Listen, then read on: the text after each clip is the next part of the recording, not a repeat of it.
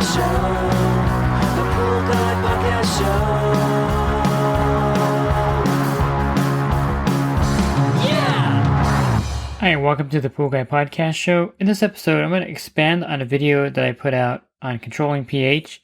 I'm going to go into more detail, and I left, of course, a lot out of that video because it's 5 minutes long, and you really need about 20 minutes of information on pH to really get a good grasp of it. So I think this would be a great follow-up to that video. Pool Service Pro, open a Leslie's wholesale account today and receive wholesale pricing on products you use every day. Leslie's Pool Supply offers convenient locations that are open 7 days a week. Another great benefit of opening a Leslie's wholesale account is Leslie's referral program. Get referred to a customer looking for weekly pool service. Save time and money and grow your pool service route and become a Leslie's Pro. I think the term controlling pH is kind of a misnomer in itself because pH always has one thing in mind, and that's to rise in the pool. And there are, of course, factors that contribute to a more rapid rise of the pH in the pool.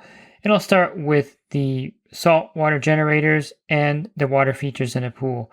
Both of these will lead to aeration. The saltwater generator has a lot of turbulence in the cell, and also the water features produce a lot of turbulence in the surface water, causing the pH to rise in the pool.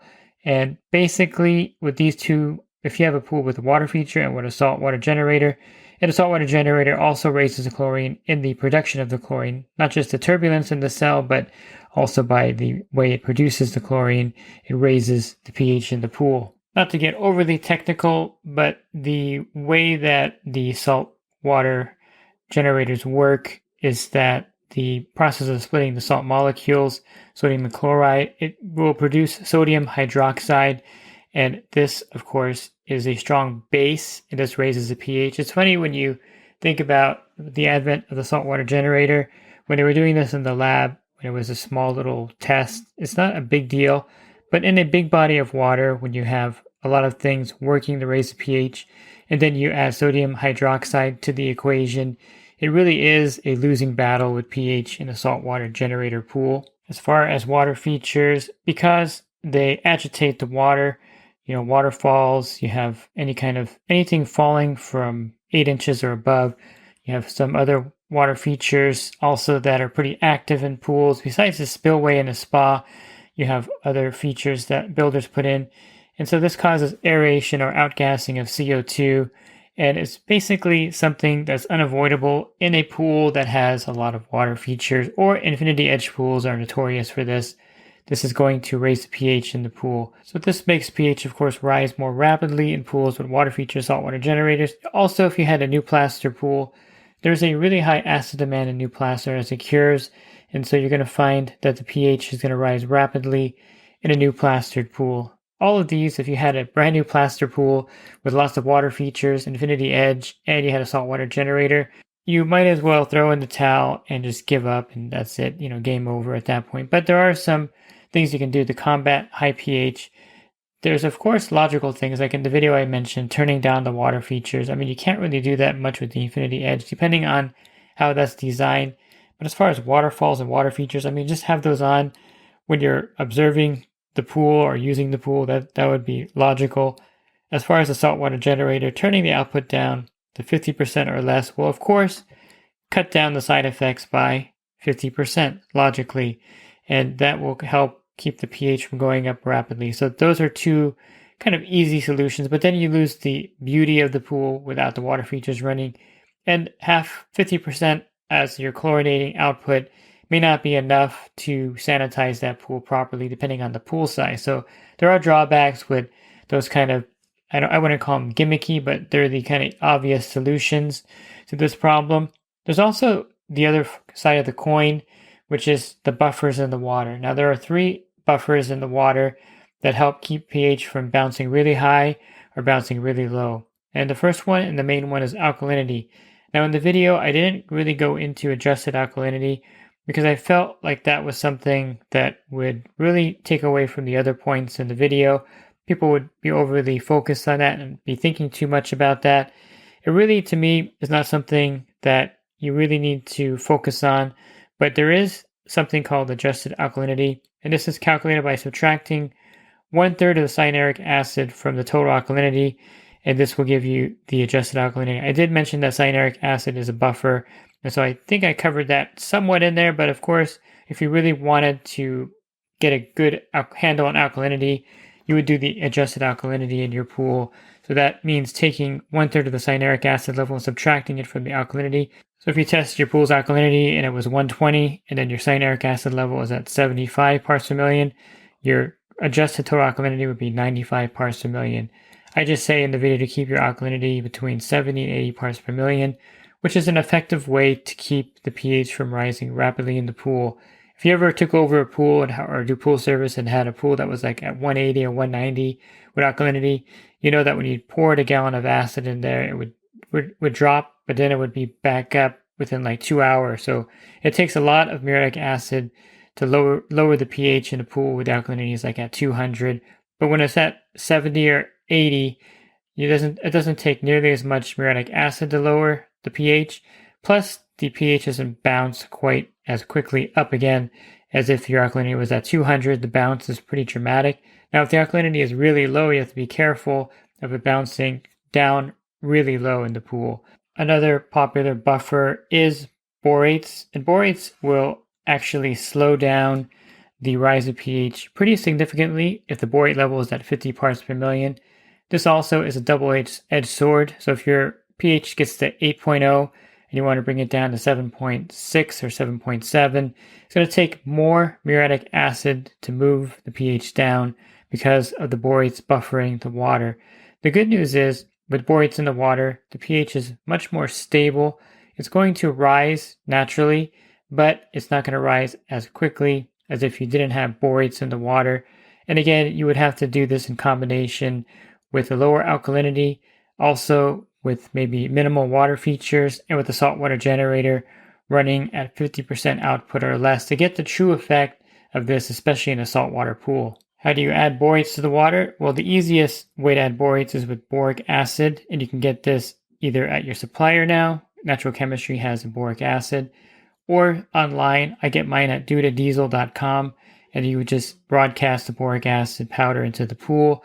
You can also put it into the skimmer, depending on how fine of a dust it is. If it's a granular, you can put it in there.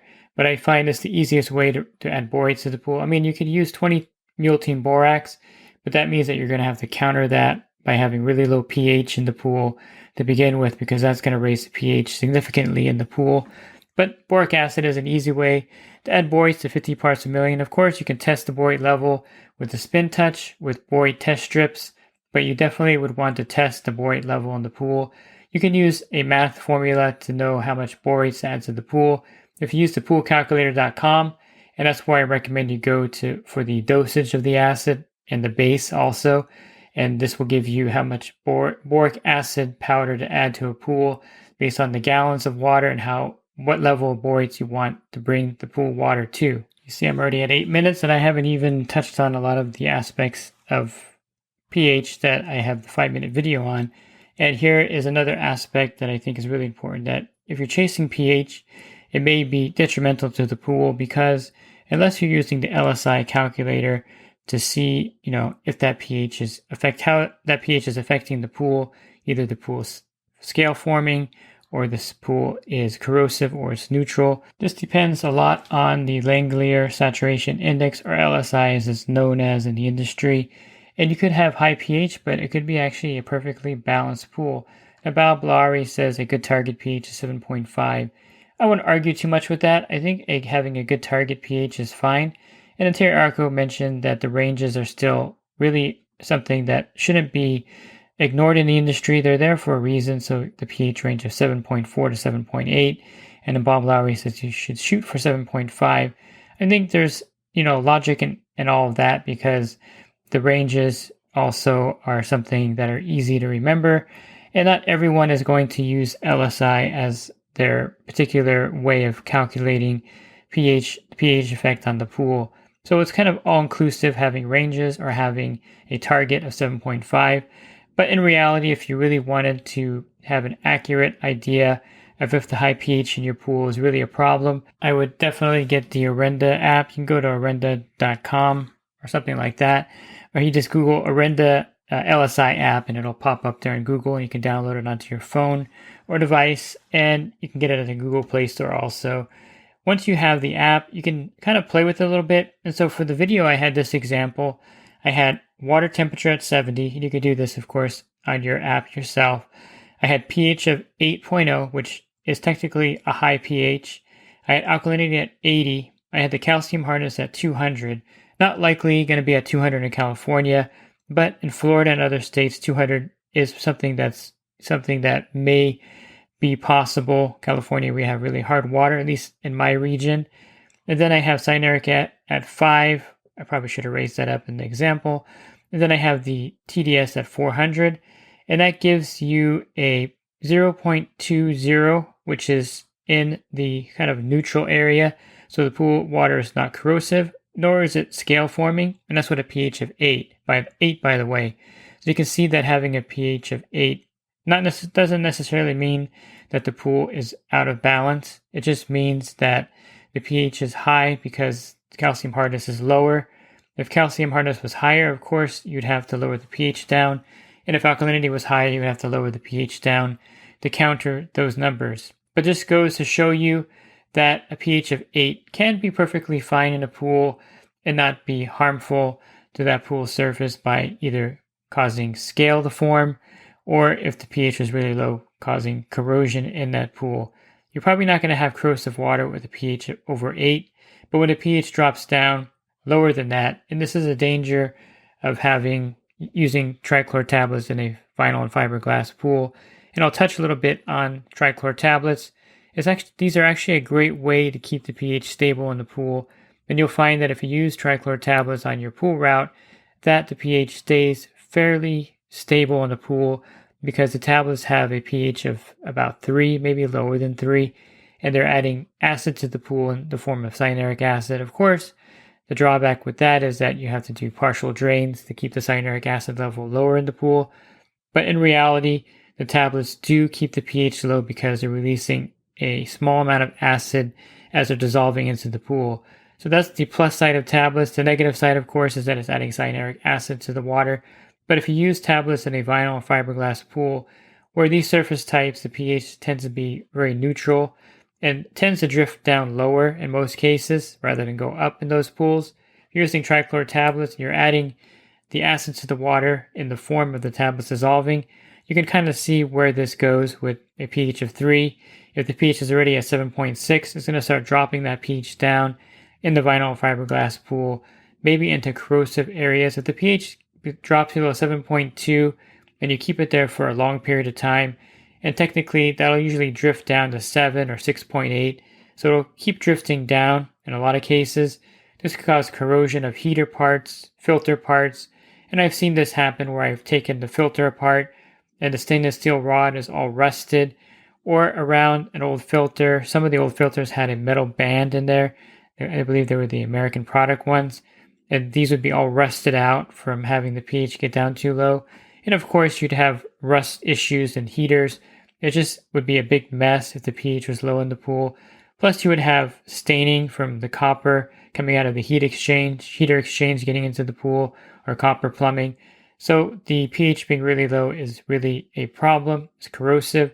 And if you were to swim in a pool with really low pH, since your body's pH is higher than the pH in the pool at 7.2, you would have burning eyes as the side effect, itchy skin in most cases for having such low pH. It would be lower than your body's pH, causing problems in the pool. So how do we adjust pH in the pool? Well, there's several ways to raise the pH, and I felt like I was just like, and also in the video, which is true because there's several ways to raise the pH in the pool and lower the pH in the pool. To lower the pH, you would use muriatic acid. The industry standard is 31.45% muriatic acid.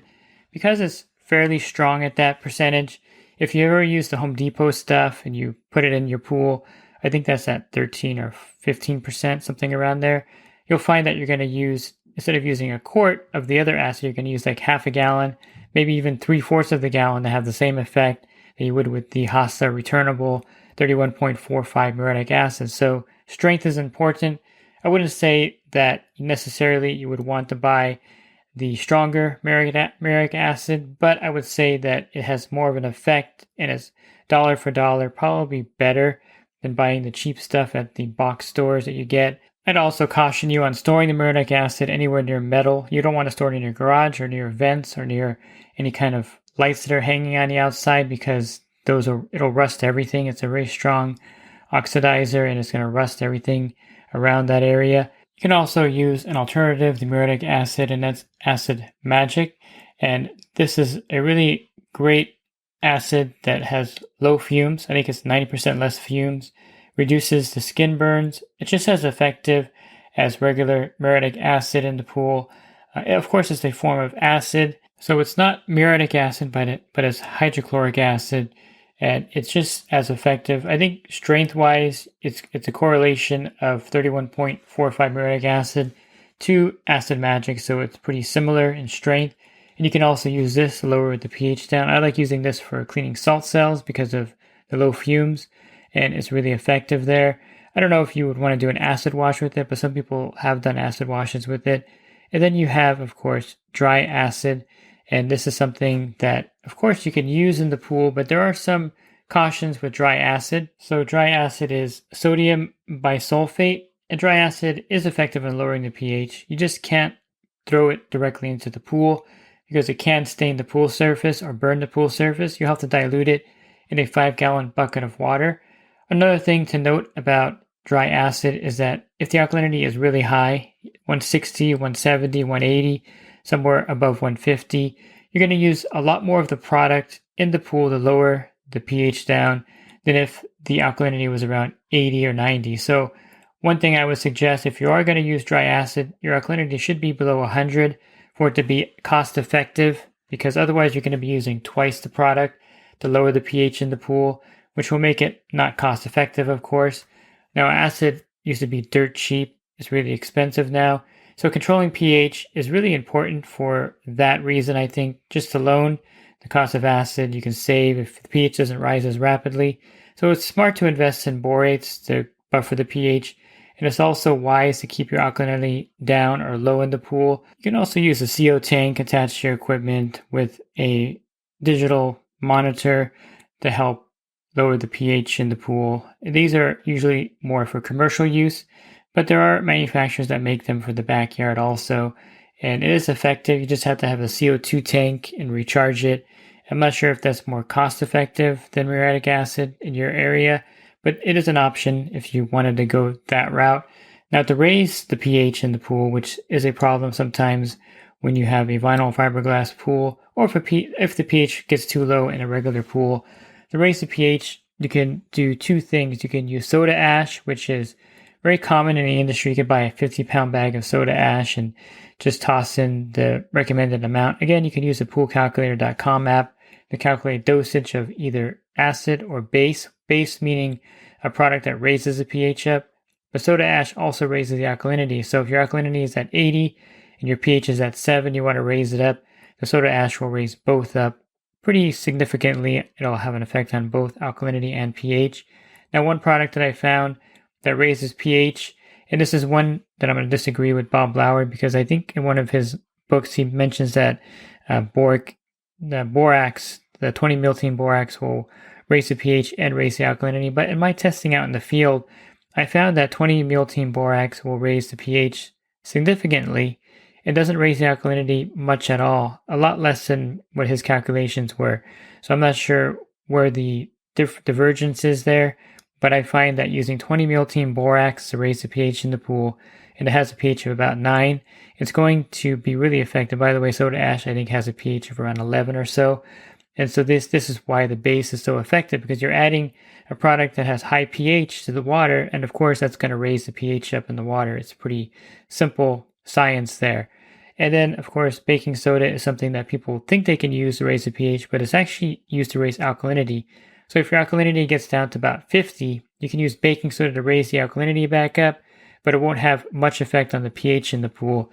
So that's where you would use baking sodium or sodium bicarbonate, is for the raising of the alkalinity, and not necessarily raising the pH up. For that, you would use soda ash, or what I prefer, 20 miltene borax. And by the way, while you're using the borax to raise the pH up, you're adding borates to the pool water at the same time.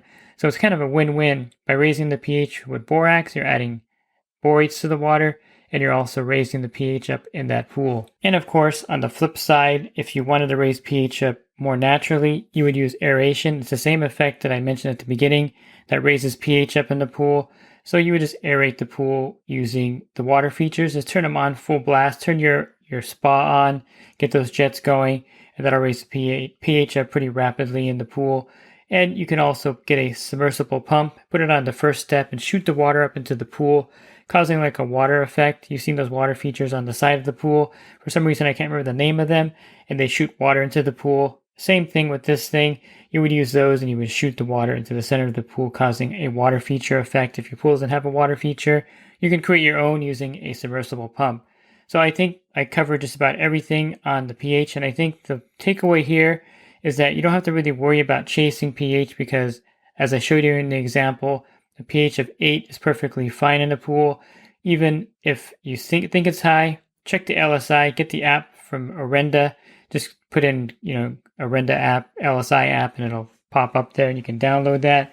And I think it's a great way to stop kind of thinking about pH as needing to be at 7.4 or 7.6.